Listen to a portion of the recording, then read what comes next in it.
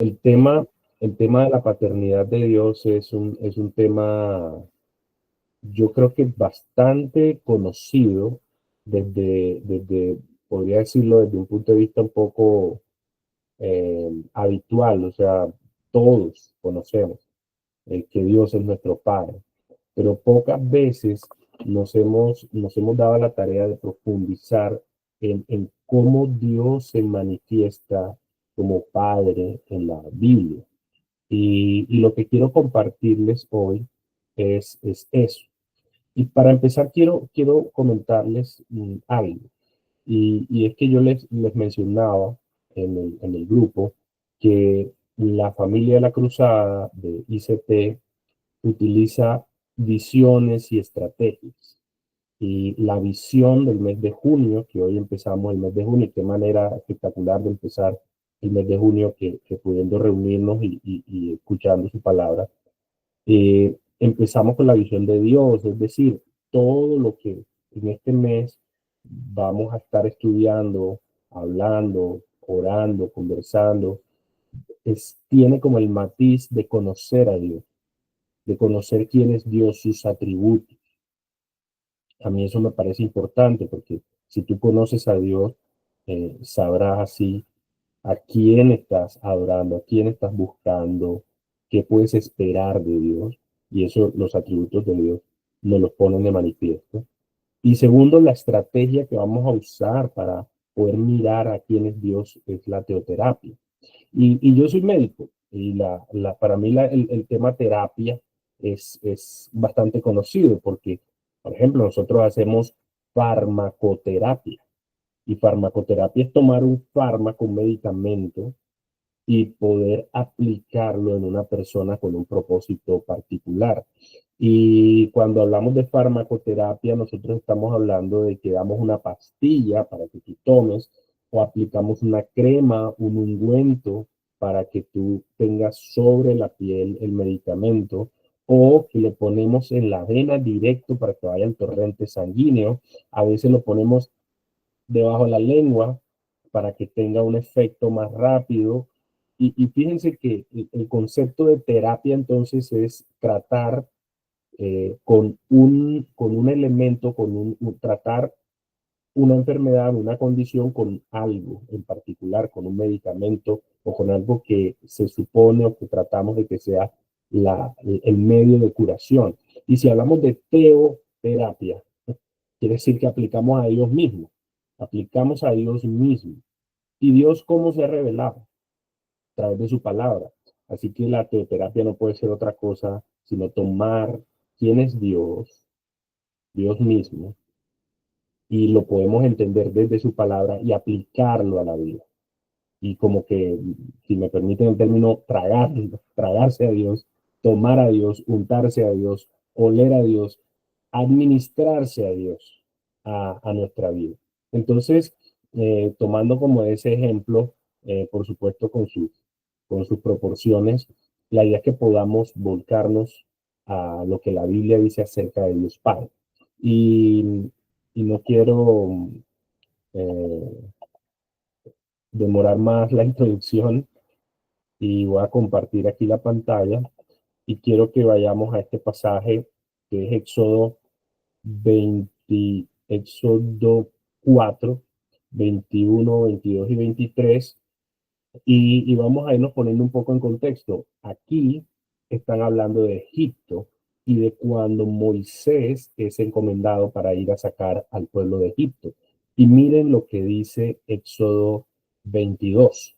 Entonces dirás a Faraón: así dice el Señor, Israel es mi hijo, mi primogénito, y te he dicho, deja ir a mi hijo para que me sirva, pero te has negado a dejarlo ir, por tanto mataré a tu hijo, a tu primogénito. Increíble, desde muy temprano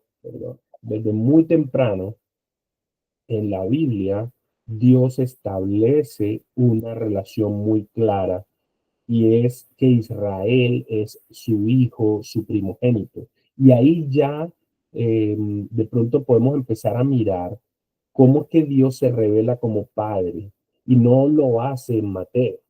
Nosotros empezamos el mes pasado estudiando en muchas porciones acerca de la oración y de cómo Jesús ora como Padre nuestro, pero desde muchísimo antes, desde el principio de la revelación, en Éxodo.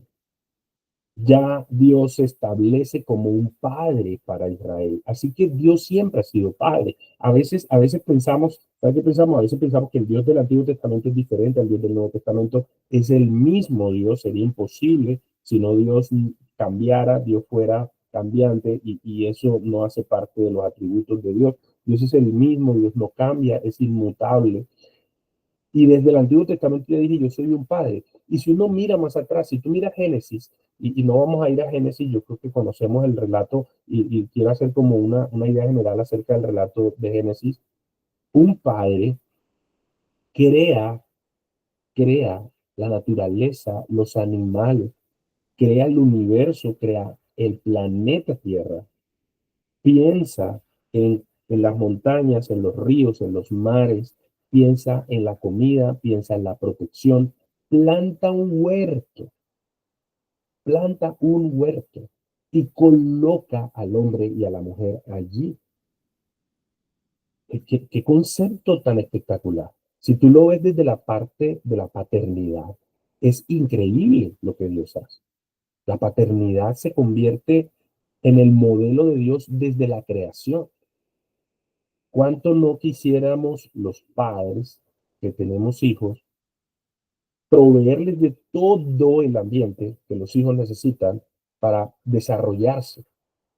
¿Cuántos de ustedes, igual que yo, no quisiéramos controlar de alguna forma el ambiente en el cual nuestros hijos se desarrollan y crecen y controlar tantas situaciones que no podemos controlar? Pero Dios es un Padre que hace una entera creación, una creación completa, un universo entero, para gritar y decir, tú eres mi hijo y esto lo he creado para tu disfrute y nos pone en el huerto del Edén y allí, como buen padre, nos da instrucciones, nos guía, nos enseña y nos pone límites. Y ya ustedes saben la historia, ¿no? Ya ustedes saben que lo que ocurre es que nosotros le damos la espalda a Dios y a través de Adán y de Eva, como representantes de la humanidad en ese momento, le damos la espalda a Dios. Y comienza una historia de redención, comienza una historia de, de, de volver a Dios, y es donde estamos aquí en Éxodo. Entonces el pueblo de Israel está en Egipto y lo someten a servidumbre. Entonces Dios dice, Israel es mi hijo, mi primogénito. Y sigamos en la historia. Dios le entrega la tierra prometida a Israel, le da unas directrices como buen padre, y hay unos apartes en Deuteronomio en que Dios dice, te doy una tierra que tú no plantaste, te doy ciudades que tú no construiste. O sea, otra vez Dios entrega un montón de cosas por amor, por gracia. ¿Y qué hace el pueblo de Dios en la historia de los reyes? Le da otra vez la espalda, los reyes no lo buscan, adoran otros dioses. ¿Y qué ocurre? El exilio. Va Israel a Siria, va Judá, el reino del sur a Babilonia, son destruidos la gran mayoría. Y justo antes de eso, estamos aquí en Isaías. Isaías está hablando a Judá y está diciéndole, ustedes van a irse y van a sufrir en el exilio. Y Isaías 64:8, miren lo que dice. Yo les pido, me confirman, están viendo la pantalla bien, ¿verdad? Si alguno me puede por ahí mandar un mensajito o con su voz decirme si está, se está viendo la pantalla perfecta. Sí, sí, se ve. Perfecto, gracias. Entonces, Isaías, gracias. Isaías 64:8, miren lo que dice Isaías 64:8. Pero ahora, oh Señor, tú eres nuestro Padre, nosotros el barro y tú nuestro alfarero. Obra de tus manos somos todos nosotros. Dios siempre ha sido un Padre. Y luego nos vamos al final del Antiguo Testamento, el último libro del Antiguo Testamento.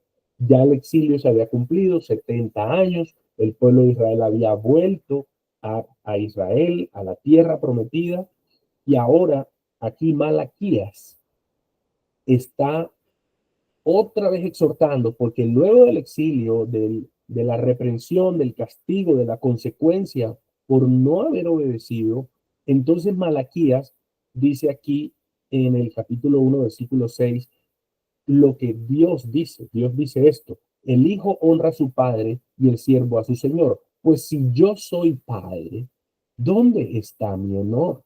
Y si yo soy señor, ¿dónde está mi temor? Dice el Señor de los ejércitos, sobre todo o principalmente a los sacerdotes en ese tiempo en Israel que despreciaban el nombre de Dios. Y es una reprensión dura, pero aún al final del Antiguo Testamento, Dios sigue diciendo: yo soy padre para ustedes, ustedes son hijos para mí. Y luego viene Jesús en Mateo y empieza a enseñarnos lo que aprendimos el mes pasado: a orar en intimidad, y cuando tú estás en lo secreto, ora a tu Padre que está en lo secreto. Y luego le dice a los discípulos: cuando oren, oren de la siguiente manera: Padre nuestro que estás en los cielos. Y ustedes ven a Jesús en la cruz del Calvario orando: Padre, Padre, ¿por qué me has desamparado? Y dice: Padre, perdónalos, no saben lo que hacen. Había un concepto y una unidad profunda entre el Padre y el Hijo. Y eso nos lo viene a mostrar también Juan. Este pasaje en algún momento se los compartía también. Juan 1:12, miren lo que dice: pero a todos los que lo recibieron, a Cristo, les dio el derecho de llegar a ser hijos de Dios. Y les mencionaba al respecto de ser hijos espirituales, porque todos somos hijos de Dios en el hecho de que Él nos formó, de que Él nos hizo, Él nos creó, ¿sí? Y este pasaje dice: les dio a los que le recibieron, a los que les dio el derecho de ser hijos de Dios, es decir, a los que creen en su nombre, que no nacieron de sangre, es decir, no nacieron de una mujer, ¿sí? No nacieron, el nacimiento espiritual no es un proceso físico, no nacieron de voluntad de la carne, no fue que un hombre y una mujer se pusieron de acuerdo para que usted naciera. El nacimiento espiritual es de voluntad de Dios. Es que Él anhela, desea que usted sea hijo de Dios. Entonces, allí con esto, con esta, digamos, con esta introducción, me parece que por aquí había alguien que quería entrar. No, no veo. ¿Sí? Ok. Entonces, con esa, con esta, sí, alguien quiere unirse, vamos a ver. Okay. Entonces, fíjense, con esta introducción, yo quiero que vayamos a Efesios 1, porque fíjense, digamos, lo que he querido es como mostrarles cómo el concepto de Dios Padre viene revelándose en la Biblia. Algunos comparan la Biblia con una rosa. Una rosa cuando empieza está cerradita, y usted sabe que la rosa es rosa porque la ve por fuera y le ve el tallo, le ve las espinas, le ve el capullo, y usted sabe que esa es una rosa por el color, los pétalos, pero a medida que la rosa va pasando los días, desde cuando está cerradita, usted va viendo cómo el capullo se va abriendo completamente hasta que queda completamente abierto y se ve. Esa es la Biblia, esa es la revelación. Al principio, sabemos que Dios tiene un propósito, vemos muchas cosas, sabemos que es la Biblia, que es la palabra de Dios, pero a veces no entendemos muchas cosas. Pero a medida que va llegando al Nuevo Testamento se va abriendo y vamos entendiendo muchas cosas. Y aquí Pablo está escribiéndole a Éfeso. Por demás decir que Éfeso se parece mucho a nuestras ciudades. No sé en qué ciudad está usted exactamente, algunos sí, otros no, pero hoy Éfeso se parece mucho a las ciudades nuestras. Es una ciudad costera con un puerto, es una ciudad que tenía muchísimo tráfico de personas, mucho tráfico cultural. La gente iba, por ejemplo, al templo de Diana o de Artemisa. Era una de las 7 maravillas del mundo antiguo en Éfeso. Éfeso entonces tenía mucho comercio, mucha cultura, mucho tema de religión. Así que tenía aproximadamente, los datos hablan de que tenía 250.000, 300.000 personas de habitantes. No es una ciudad grande de millones de habitantes como las nuestras hoy en día, pero era una ciudad que en su proporción era una de las ciudades más principales del Imperio Romano en Asia Menor, lo que hoy es Turquía. Y Pablo les escribe a ellos. Vamos a leer rápidamente, pero nos vamos a concentrar del versículo 3 al 6.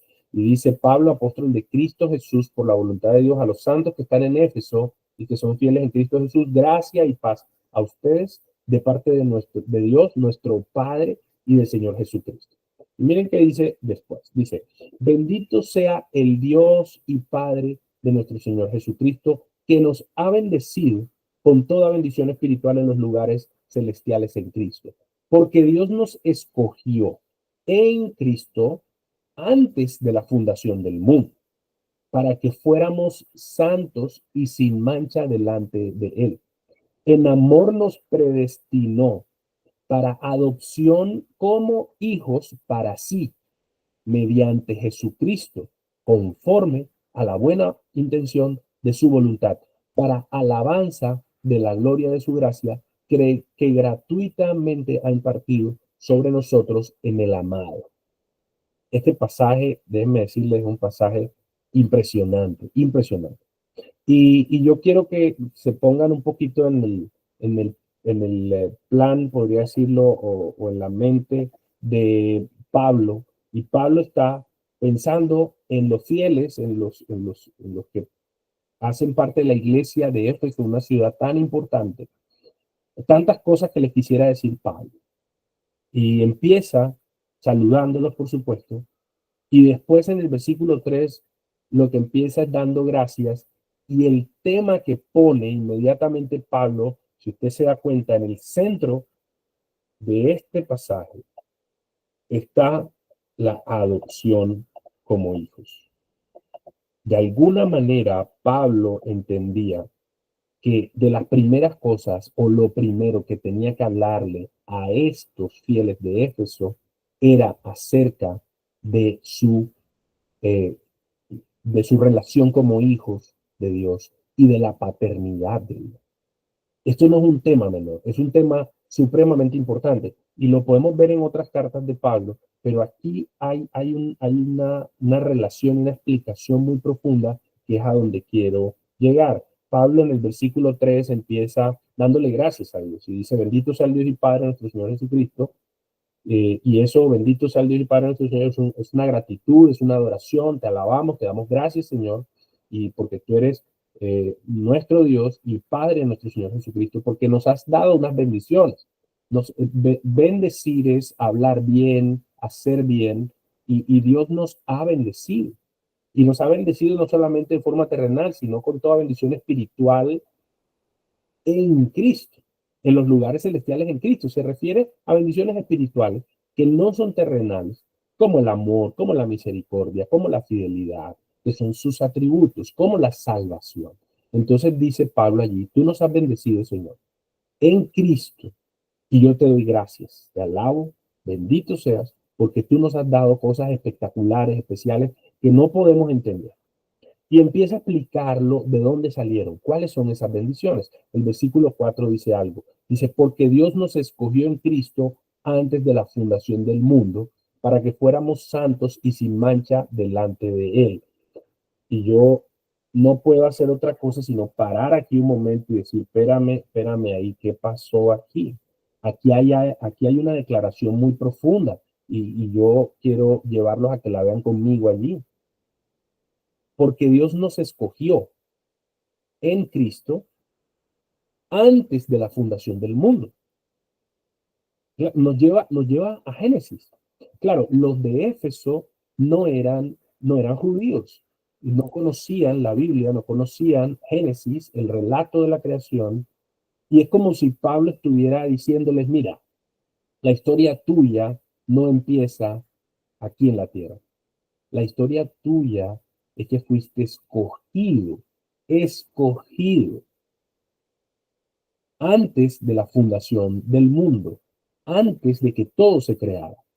Y eso deja ver algo de Dios como Padre, y es que Dios no improvisa. Antes de la creación, ya Él había pensado en ti de forma individual. Y eso a mí es una verdad que a mí me conmueve, me saca lágrimas cuando oro y entiendo en la profundidad de mi corazón que Dios me escogió en Cristo antes de que el tiempo existiera, en la eternidad pasada. Él pensó en crear la humanidad y pensó en todos los seres humanos y pensó en que tú y yo podíamos ser escogidos, seleccionados, apartados, desde antes de que siquiera tus papás se conocieran, desde antes que siquiera tus papás existieran, ya Él nos había escogido en Cristo para que fuéramos santos y sin mancha delante de Él. Y no se refiere aquí a ser perfectos sin pecado. Se refiere santo, la raíz realmente de santo es ser apartado. Entonces es como si Dios hubiera dicho, mira, tú eres mi especial tesoro. Y cuando uno se va, yo quiero irme aquí a Deuteronomio 7, no quiero que nos perdamos esta porción, porque desde el Antiguo Testamento Dios mostró esto también. Deuteronomio 7, miren lo que dice Deuteronomio 7, y por aquí hay un pasaje, miren esto, es desde el versículo 7, miren, el Señor no puso su amor en ustedes ni los escogió por ser ustedes más numerosos que otro pueblo, pues eran el más pequeño de todos los pueblos, mas porque el Señor los amó y guardó el juramento que hizo a sus padres. El Señor los sacó con mano fuerte y los redimió de casa de servidumbre, de la mano de Faraón y rey de Egipto.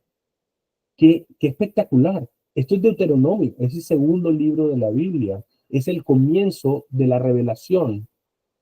Y ya el Señor está diciéndoles al pueblo de Israel, mira, yo trabajo y yo actúo por amor. Y yo los escogí desde antes de la fundación del mundo, desde antes de la fundación del tiempo, porque los amo y yo tengo un plan. Y aquí le está diciendo al pueblo de Israel en Deuteronomio exactamente lo mismo que Pablo miles de años después está haciendo. El Señor los escogió. Estamos aquí en Efesios y dice el mismo verbo. En Deuteronomio Dios les dijo, porque no los escogió Dios porque fueran más que nadie. Y aquí Dios nos dice, Dios nos escogió en Cristo antes de la fundación del mundo, antes que pudiéramos hacer cualquier cosa, antes que pudiéramos ganarnos la escogencia. ¿Qué pudimos hacer para ganarnos que Dios nos escogiera? Si no habíamos hecho nada, no existíamos. Solo vinimos a existencia cuando Dios nos formó en el vientre de nuestra madre. Y Dios nos escogió con un propósito para que fuésemos apartados, diferentes, distintos y estuviésemos sin mancha delante de Él. Sigamos al versículo 5. En amor nos predestinó para adopción como hijos para sí mediante Jesucristo. Y otro wow. Yo de verdad espero poder transmitirle mi asombro, mi admiración, cómo toca mi corazón esta verdad, porque es que es una verdad demasiado profunda. Yo creo que no logramos entender.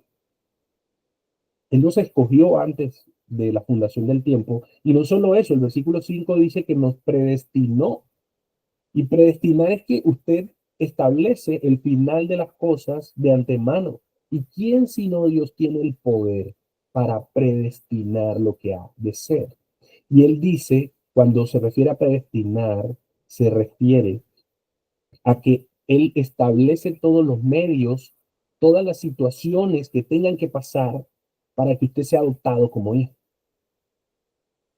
Mira, no solo te creé, no solo creé la humanidad y te creé un planeta para que tú vivieras, y eso podría ser pues materia de un tema completo, de una predicación completa, cómo el planeta Tierra está creado de una manera tan milimétricamente perfecta que sería imposible vivir si cambiara un ápice de las condiciones actuales. Dios te creó un planeta para que vivieras. Y no solo eso, sino que además te creé a ti, pero ya yo te había escogido desde antes que eso pasara y ya yo había determinado que tú me ibas a conocer como padre. Dios ya había determinado este tiempo, esta reunión, este propósito, esta iniciativa, la invitación que te llegó al WhatsApp, la invitación que te llegó a tu teléfono. Yo ya había predestinado, determinado que tú ibas a tener la fuerza, la energía para levantarte, para conectarte y escuchar esto, y para que tú pudieras en tu corazón, a través de su Espíritu Santo, entender que tú eres ahora adoptado como hijo para Dios mediante Jesucristo. Sigo leyendo, nos predestinó para adopción como hijos para sí mediante Jesucristo, conforme a la buena intención de su voluntad, para alabanza de la gloria de su gracia, que gratuitamente ha impartido sobre nosotros en el amado. Wow, yo no puedo sino maravillarme, maravillarme de lo que Dios ha hecho, porque Pablo aquí les está diciendo a ellos, miren, no es azar nada. El azar no es el azar. El azar soy yo actuando. El azar soy yo. Es que mi papá nunca se imaginó que iba a conocer a mi mamá. ¿Cómo iba mi papá a conocer a mi mamá? Y no lo podía saber, no lo podía predestinar. Dios sí lo había predestinado. En mi caso, les cuento un poco, por ejemplo, mi mamá era estéril. Mi mamá tuvo una serie de situaciones allí en sus ovarios en un tiempo en donde los médicos no teníamos todas las herramientas que hoy tenemos y, y a mi mamá le dijeron que no va a poder tener hijos. Yo recuerdo a mi mamá que tuvo unas pérdidas después de haber nacido yo, y ella estaba un poquito grandecito, y recuerdo una o dos pérdidas que mi mamá tuvo. Yo la recuerdo acostada en cama, quieta, porque pueda perder su embarazo y efectivamente lo perdió. Pero yo nací con menos de un ovario funcional de mi mamá. El Señor, desde antes de la fundación de los tiempos, había determinado que yo iba a nacer. No importa, Él había predestinado los medios, Él había determinado las situaciones perfectas para que yo viniera a vida. Y no solo eso, sino que yo le conociera de una forma que yo pudiese entender que he sido adoptado. Y aquí me quiero detener, porque no sé si ustedes eh, conocen el proceso de la adopción, pues seguramente en términos generales lo conocen, o si lo han vivido de pronto alguno o alguna, ha vivido lo que es una adopción, y es un proceso legal. Y esta palabra adopción en el griego original tenía una implicación, porque en Roma había adopción, en Roma se adoptaba, en Roma, en el Imperio Romano había un proceso legal como lo existe hoy, y ese proceso legal se basa en dos cosas. Una, en verificar que los papás son suficientes, que tienen las formas, los medios, no solo económicos, sino emocionales, de soportar la crianza de un niño, y que se le puede entregar de forma segura, que el niño no va a sufrir con esos padres. Y lo segundo que se asegura es que el menor sea protegido. Y si usted lo lleva al plano espiritual, lo primero que había que decir es que si uno es adoptado es porque no era hijo. Y hemos estado hablando todo el tiempo de que somos hijos de Dios. Y entonces, ¿cómo que si somos hijos de Dios ahora Él nos adopta? Es que, ¿a dónde nos fuimos? Y es que yo creo que hay un camino que aquí está trazando Pablo cuando dice que Él nos escogió, nos predestinó, pero después nos adopta. ¿Y para dónde fue que nos fuimos? Y es profundo, porque voy a decir, voy a pasarme a Efesios 2.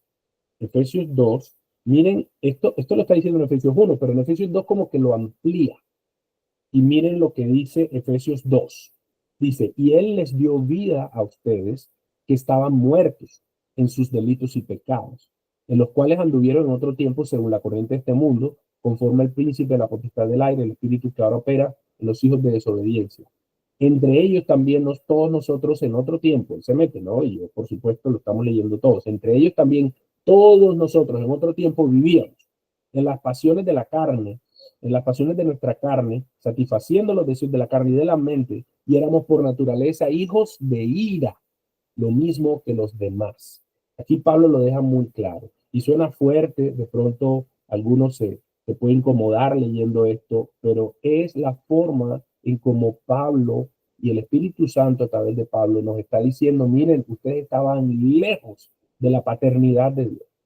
Dios, en vez de sentirse agradado, de sentir felicidad, cuando los veía era que ustedes le habían dado la espalda. Ustedes vivían en las pasiones de su carne. Y no me refiero aquí, no se refiere a esas pasiones de su carne, no se refieren a temas sexuales o a temas carnales como de sexualidad, porque a eso es lo que lo asemejamos casi siempre, sino a, a vivir una vida independiente de Dios. Miren, en el Edén, en el jardín del Edén, después de la creación completa, Dios pone a Adán y Eva y les dice, vivan dependiendo de mí. Yo soy la fuente de su bienestar, de su plenitud, y yo les digo, solo tengan acceso a este tipo de árboles, pero uno solo uno, no lo toquen. Y nos dio una instrucción. Y nosotros, como humanidad, a través de Adán y Eva, lo que pensamos fue lo que Dios dice no es tan cierto, es mentira. Y fue lo que la serpiente hizo, ¿no? Poner la duda en la mente de Eva. Eva comparte con Adán, Adán cae también. Y ahí está la desobediencia. Y la desobediencia significa no creo en lo que tú me dices, yo puedo vivir una vida independiente de ti. Y eso es lo que nos convirtió en hijos de ira. Y allí está el tema de la adopción. Yo quiero decirlo con mucho amor, pero basado pues, en lo que está en la Biblia, no porque yo lo crea así. Y es que nosotros parece que nos descarriamos, nos alejamos. Nosotros despreciamos la paternidad de Dios, nos volvimos rebeldes. Y la rebeldía no significa vivir una vida desenfrenada y loca. Posiblemente usted nunca ha vivido esa vida. Yo tampoco la he vivido. Algunos de pronto sí la vivió en otro momento. Pero una vida desenfrenada y loca, no. Pero en su corazón, sí, y en el mío, de alguna forma hemos despreciado la paternidad de Dios. Hemos sido rebeldes a su guía. No aceptamos su protección, no aceptamos su provisión y nosotros pensamos que con nuestro propio esfuerzo era suficiente y podíamos tener una vida. Y resulta que Él crea todo, nos escoge antes de la fundación del tiempo, nos predestina para ser sus hijos y lo que nosotros hacemos es voltear la espalda y darle la espalda a Dios. Y por eso Él ahora nos tiene que adoptar, porque fíjense Efesios 2 que dice que Él nos dio vida. Nosotros estábamos muertos espiritualmente. Teníamos vida, claro, pero estábamos muertos espiritualmente, muertos en delitos y en pecados. Y éramos hijos de ira. Entonces ahora Él, en la adopción, entonces nos da vida y nos incluye en la familia de Dios. Ahora somos hijos de Dios. Ahora somos sus hijos.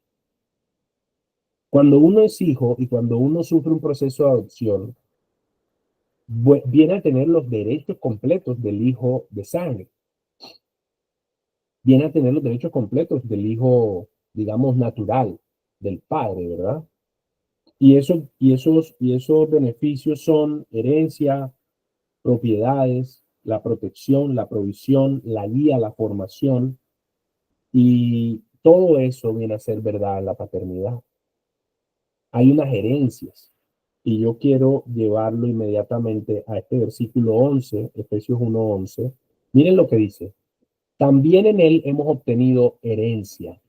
El tema de la paternidad en este pasaje es central, porque está hablando de ser adoptados, de ser hijos, y legalmente tenemos derecho a una herencia por ser hijos. Y Dios dice, también en él hemos obtenido herencia. ¿Cuál? Habiendo sido predestinados según el propósito de aquel que obra todas las cosas conforme al consejo de su voluntad. Y vuelve y repite, si le había quedado alguna duda, él vuelve y repite. Pablo lo dice, ojo, que el tema de la paternidad está predestinado. Usted está determinado desde antes de la fundación del tiempo a ser hijo de Dios, y Dios ha establecido todos los medios para que usted lo sea. Y en el versículo 13, miren qué dice también. En él también ustedes, en Cristo, después de escuchar el mensaje de la verdad, que es lo que estamos haciendo, escuchando el mensaje de la verdad, el evangelio de su salvación, y habiendo creído, ¿qué ocurrió? Fueron sellados con el Espíritu Santo de la promesa. La primera herencia es que ahora nosotros, los que hemos creído, los que hemos escuchado el mensaje de la verdad, los que hemos escuchado el evangelio de la salvación, ahora entonces creímos y entonces somos sellados con el Espíritu Santo. Y esa es la primera herencia. Esto está muy bonito y el tiempo se me está acabando, pero yo quiero ahora traerlos a la realidad, porque es que leer esto está espectacular. Yo creo que usted está conmigo pensando, wow, estos son unas verdades realmente profundas, increíbles, de la paternidad de Dios y de cómo Dios dispuso todo para que yo hoy pueda estar delante de Él como hijo y Él darme su protección, su provisión, su guía, su cuidado, también su disciplina, porque eso hacen los padres, disciplinan cuando saben que su hijo necesita formación y corrección. Y entonces, ¿qué me impide a mí entender esto? Pues uno, que a veces no lo hemos estudiado profundamente y yo confío en que esto los pueda estimular a que sigan leyendo acerca de la paternidad de Dios. Pero otra cosa es importante y es que nosotros tenemos un padre terrenal que fue nuestra primera idea de que ser un padre. Y nosotros pudimos tener un padre espectacular, genial, con errores, pero genial. O pudimos tener un padre terrible, un padre que dejó en nuestra mente una marca profunda de qué es una paternidad, porque nosotros a los 2 o 3 años no tenemos forma de entender que a pesar del padre terrenal que tengamos, tenemos un padre mayor, un padre que nos ama más, que nos ama perfectamente, que nos cuida perfectamente, sino que nosotros tenemos un padre terrenal que es al que vemos. Y entonces nuestro padre pudo haber sido ausente, o un padre exigente, o un padre castigador, un padre sobreprotector, o un padre muy ocupado que no nos daba atención, o un padre débil que nosotros no lo vimos como protector, como proveedor, o un padre que siempre nos prometía y nunca nos cumplía. Y por eso recuerden el pasaje que compartíamos, si mal no estoy, la semana pasada, cuando él les decía, si ustedes que son malos saben dar buenas dádivas. Y ahí Jesús está diciendo, miren, la paternidad que ustedes ejercen es una paternidad incompleta, insuficiente. Sus hijos crecen con taras, con problemas. Sus hijos crecen con traumas, porque ustedes no ejercen una paternidad perfecta. Y el único padre perfecto soy yo. Soy yo que he creado, que he provisto todos los medios para que tú disfrutes una paternidad diferente. Entonces, ¿qué me tocó a mí? ¿Qué papá me tocó a mí? No importa qué papá te haya tocado a ti. Y yo confío en que en los próximos reuniones podamos ahondar un poco más en cómo la teoterapia, en cómo Dios mismo aplicaba a nuestra vida como un tratamiento, como un medicamento, nos enseña a sanar nuestras heridas con nuestras figuras paternas, ya sea madre o padre. Pero al final una de las conclusiones es, no importa quién es tu padre, yo soy tu padre, dice Dios. Yo te creo. Tus papás solo fueron un instrumento en mi propósito. Miren lo que dice el versículo 11, lo tengo aquí en la pantalla. Dice, nos predestinó según qué, acorde a qué, por qué fue que nos predestinó, por qué fue que nos escogió, por qué, porque él tenía un propósito. ¿Quién? Dios, que obra todas las cosas conforme al consejo de su voluntad. Y si pensamos cuál es la voluntad que nosotros queremos recibir, es la de Dios. que es la voluntad perfecta, buena, agradable. Entonces, si nosotros entendemos en la profundidad de nuestro corazón que Él, de una manera perfecta, nos escogió, nos predestinó para ser sus hijos, no importa quién esté delante de ti, como tu Padre terrenal. O sea, Tilio, no me digas eso, tú no tienes idea de lo que yo he vivido con mi papá. O sea, Tilio, no te imaginas lo que yo he tenido que pasar con mi papá. No, eventualmente no tengo idea. Yo, por la misericordia de Dios, tuve un papá que me amó, que me ama, que me cuida, que me protege, que me provee. Aún hoy, mi papá me llama, me cuida, me protege, me provee, aún hoy. Y es un regalo de Dios, definitivamente. Pero a otros no les tocó así. ¿Y por qué? Porque Él obra todas las cosas conforme a su voluntad. Fue su voluntad que tú experimentaras. ¿Cuál es el propósito específico en tu vida? Búscalo, búscalo en el Señor.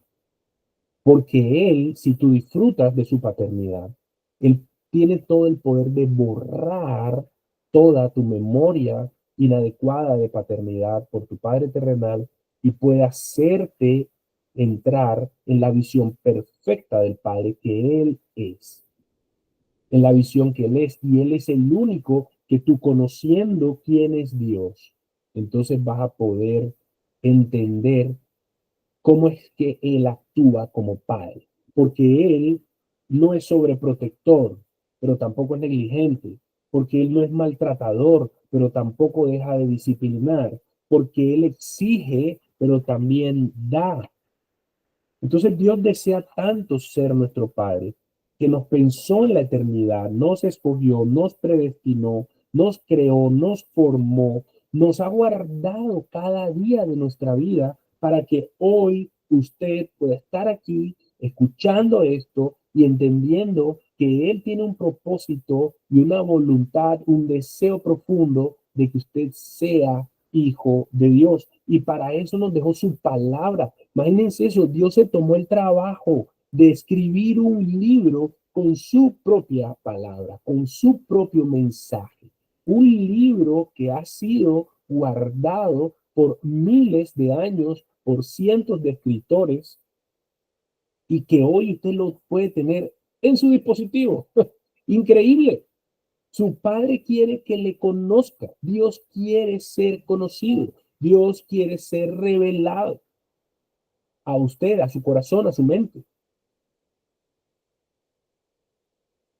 Porque Él, oye, Él sí escucha, Él sí atiende, Él sí provee, Él sí cuida. No como nuestros padres terrenales, que lo hacen de forma imperfecta. Entonces necesitamos conocer a Jesús. ¿Por qué? Miren lo que dice Juan, perdón, voy a buscar aquí el pasaje, Juan 14:6, es un pasaje que probablemente usted conoce, Juan 14, verso 6, y con esto terminamos. Miren lo que le dice a Tomás Jesús. Está hablando con Tomás. Tomás le dice, Señor, muéstranos al Padre, solo con mostrarnos al Padre. Jesús le dice, mira, yo he mostrado al Padre, y a donde yo voy ustedes no pueden ir y no sabemos a dónde vas. Y Jesús le dice, mira, yo soy el camino, la verdad y la vida. Y nadie viene a quién, al Padre. Nadie puede conocer al Padre.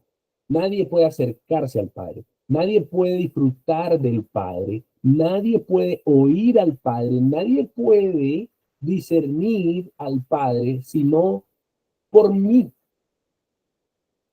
Entonces necesitamos empezar con la persona de Cristo, que es la teoterapia y su impacto en todas las áreas de nuestra vida, para empezar a disfrutar de la paternidad de Dios. Y lo que hoy hemos hecho es un digamos, como un bosquejo general de lo que es la visión de Dios Papá y de cómo Dios se revela como Padre. Y lo que vamos a hacer en los siguientes domingos es ir específicamente a puntos de nuestra vida emocional y de cómo Dios, como Padre, actúa en cada área y va sanando nuestras heridas emocionales. Eh, pero con una visión clara. Y la visión clara es la Biblia, lo que dice la Biblia. No lo que digo yo, no lo que dice nadie más, sino lo que dice la Biblia. Entonces, para terminar y orar, si nosotros entendemos que necesitamos ser adoptados, porque no somos hijos, porque nos apartamos, porque hemos sido rebeldes, porque tenemos una deuda profunda de irrespeto con Dios, con nuestro Padre. Nuestro Padre nos crea, nos da todo y nosotros le damos la espalda. Si nosotros entendemos eso, y ahora, entendiendo eso, dándote cuenta de eso, deseas, anhelas, experimentas profundamente el deseo de ser guiado, de ser perdonado, de ser protegido, de ser cuidado, de ser provisto por el Padre, entonces necesitas venir a Cristo y decirle, nadie viene al Padre sino por mí.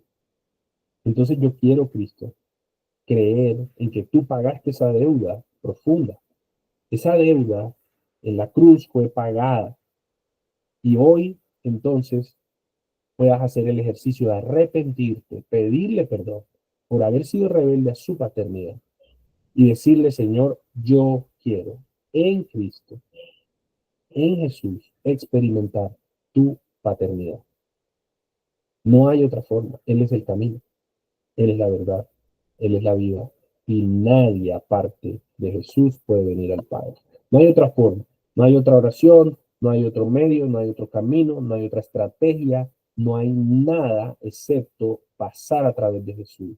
Entender que Jesús en la cruz pagó la deuda y que ahora nosotros entonces podemos apropiar. Y entonces es decirle ahora, Dios, recíbeme como hijo. Ahora yo te oro en Cristo, recíbeme como hijo. Entonces los invito a que oremos conforme a esto que hemos hablado y que usted pueda venir a Él y decirle, Señor, recíbeme como hijo. Bendito Dios, yo en esta mañana quiero orarte de una forma sencilla, pero orarte de una forma profunda, real. Señor, tú en tu palabra has revelado unas verdades increíbles, increíbles, Señor. Yo te ruego que tu Espíritu Santo ahora, Señor,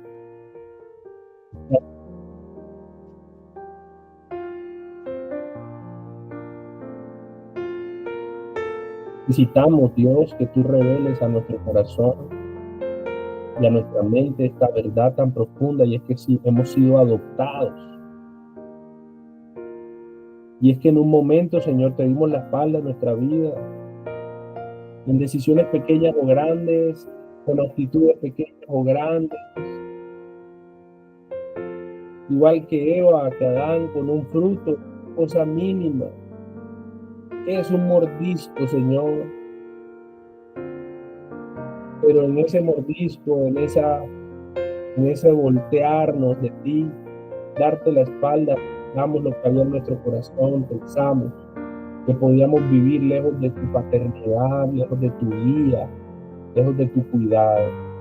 Y tú muestras, Señor, y nos dices, no puedes, hijo mío, no puedes vivir lejos de mí, porque te mueres espiritualmente, porque la carga espiritual, emocional de tu vida no la puedes llevar solo, no necesitas a mí, yo soy tu Padre. ¿Qué más sino que yo te creé en el vientre de tu madre, que yo dispuse, que yo te escogí, que yo predestiné, yo determiné todos los medios para que tú fueses adoptado, adoptada? ¿Cómo no vas a venir a mí? Dice el Señor. ¿Cómo no vas a volverte a mí si yo te amo profundamente? Y antes de formar siquiera la primera molécula de este planeta, ya yo te tenía en mi mente, ya yo te tenía en mi corazón y había decidido que tú ibas a ser mi hijo, mi hija, con cuánto amor me has amado, Señor. Y cuán profundo ha sido mi desprecio, mi rechazo por ti, Señor. Perdóname, Padre. Perdóname.